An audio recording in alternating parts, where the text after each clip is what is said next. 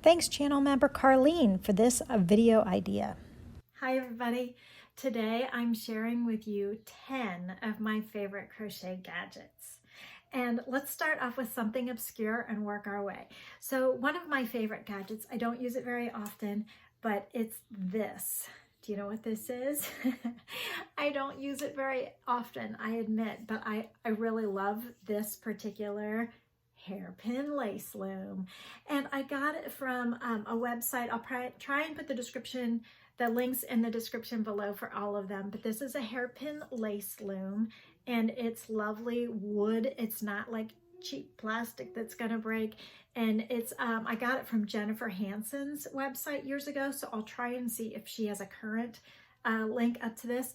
But it's a loom for making crocheted hairpin lace, and I love the fact that it's wooden and solid and beautiful, and I love it. I don't use it very often, but it is one of my 10 favorite crochet tools.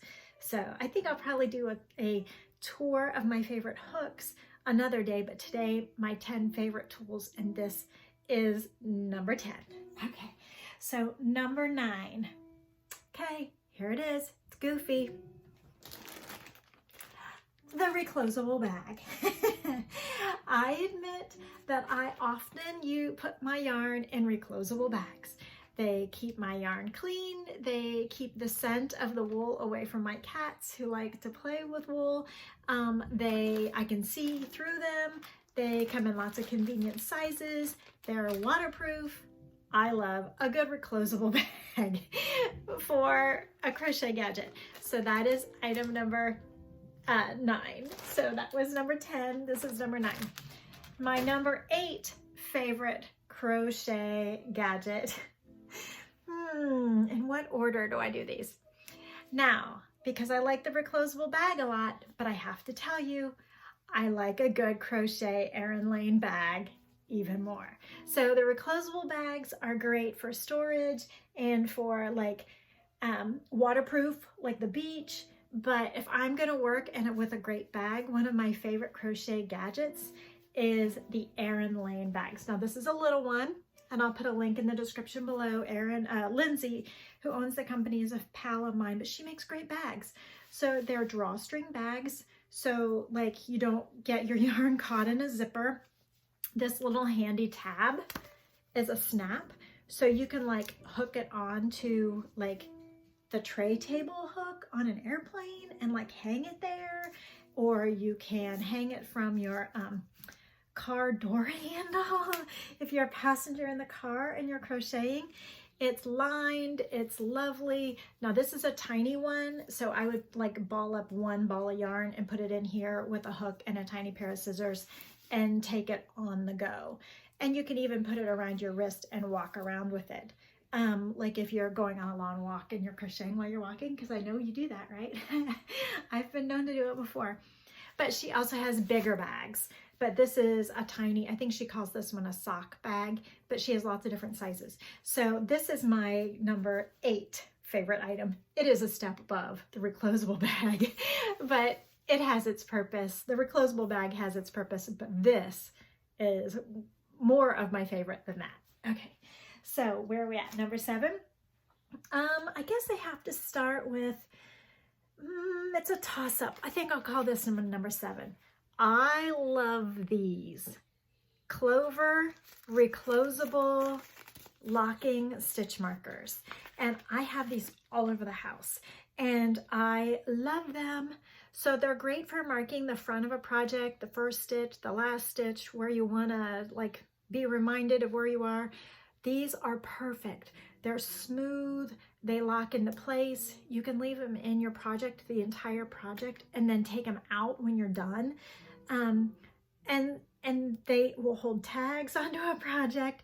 So whenever I come across a work in project bag or a whip bag or some UFO, something I have forgotten unfastened, I have not an unfinished project, and I run across these, I get excited because I'm like, ooh, treasure. It's like better than finding a shiny quarter on the ground is finding these locking stitch markers from Clover. Love those.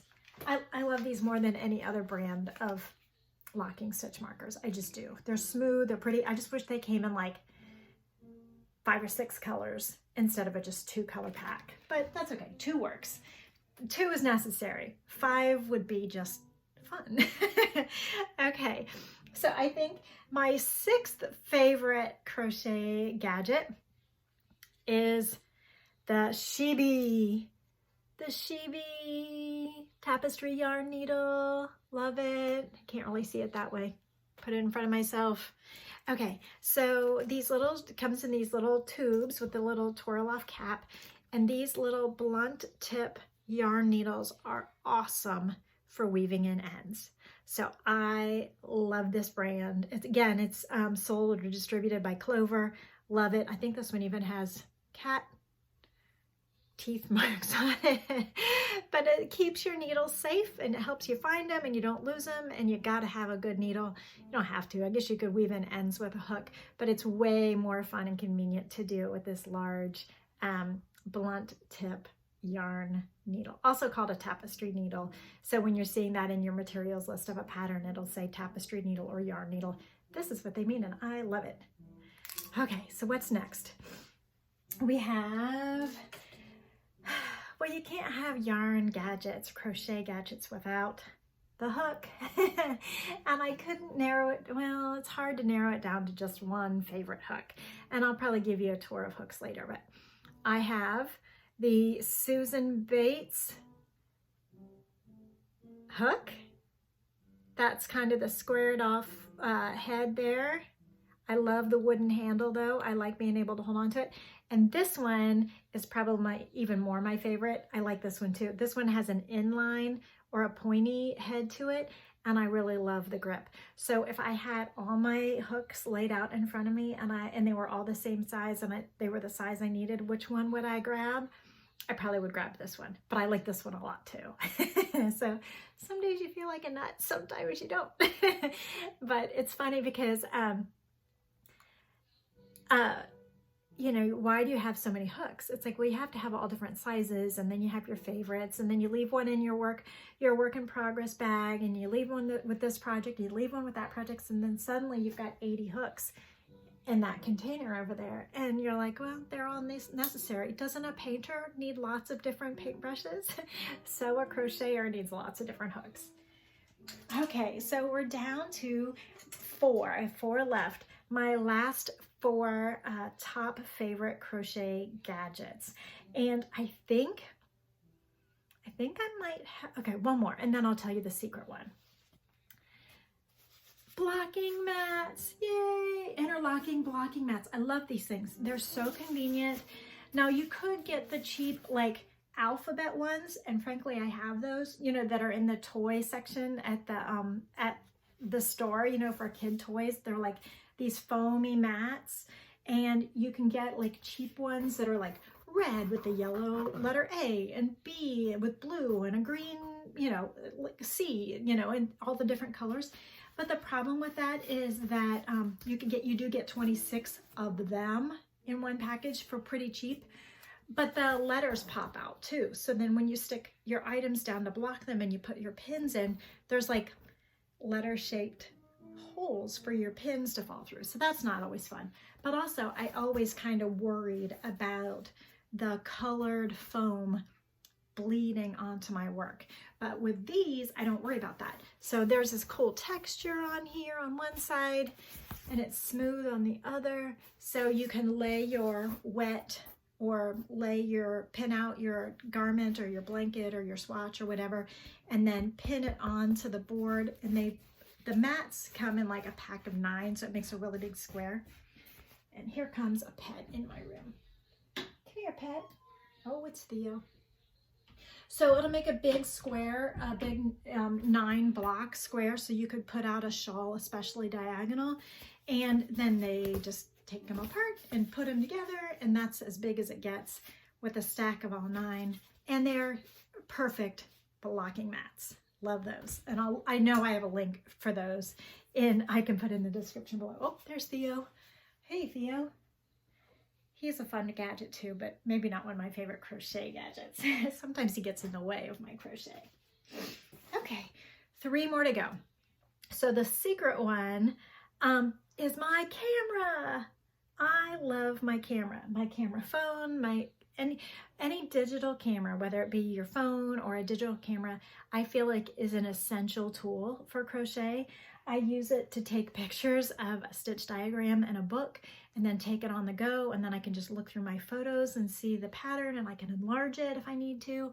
I like to swatch and take a picture of it with my camera and then unravel it and do it again, and then I can go back to my pictures and look at previous versions and see what I liked better.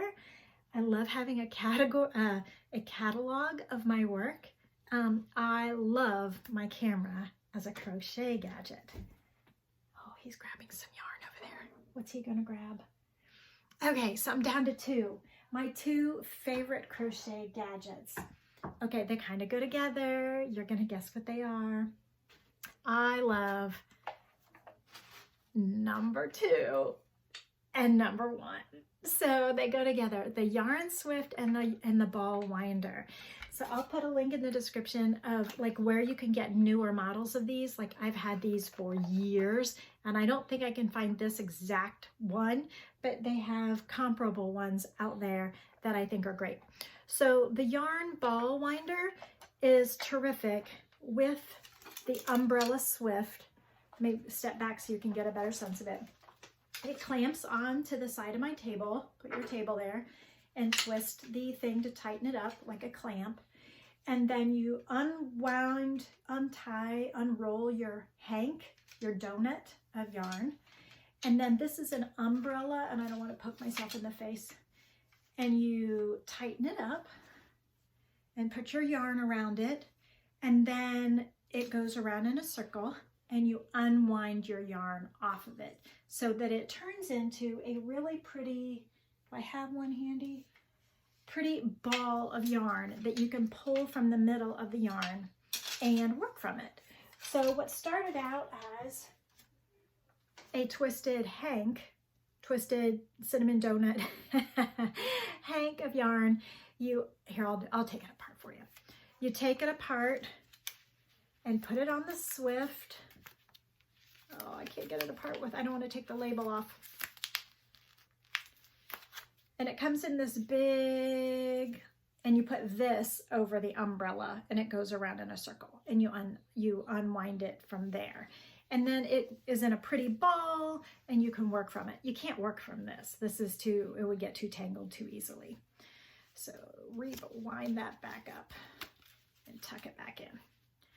Okay, so then when you're pulling the yarn off of the Swift and the Swift is going around and round, I have this yarn ball winder also clamped onto the table. This one is usually clamped on a stool, I admit, on the floor. And so you clamp it onto the table. Your table goes right here, table edge goes right there.